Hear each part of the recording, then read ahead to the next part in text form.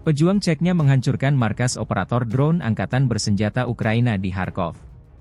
Tim pengintai Ceknya dan Batalion Zapad Ahmad menemukan pusat operator drone musuh.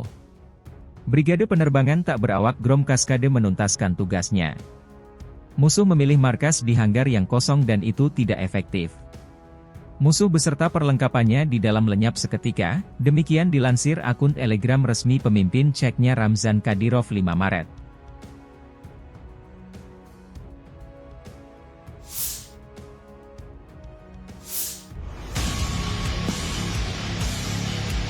Militer Ukraina mencatat dalam 24 jam terakhir terjadi 78 kontak senjata di garis depan.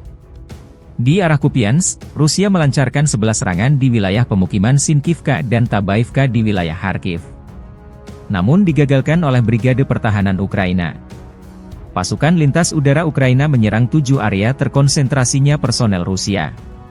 Staf Umum Angkatan Bersenjata Ukraina 4 Maret melansir Rusia total kehilangan 417.950 tentara di Ukraina sejak awal invasi besar-besaran 24 Februari 2022. Jumlah ini termasuk 1.150 korban yang diderita pasukan Rusia dalam sehari terakhir.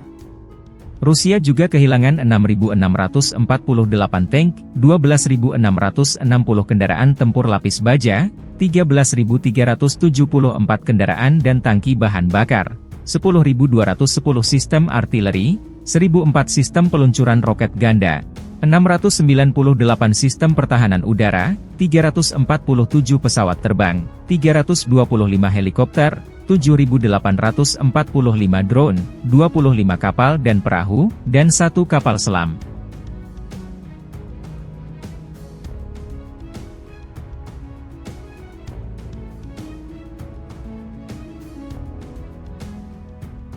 Download Tribun X sekarang, menghadirkan lokal menjadi Indonesia.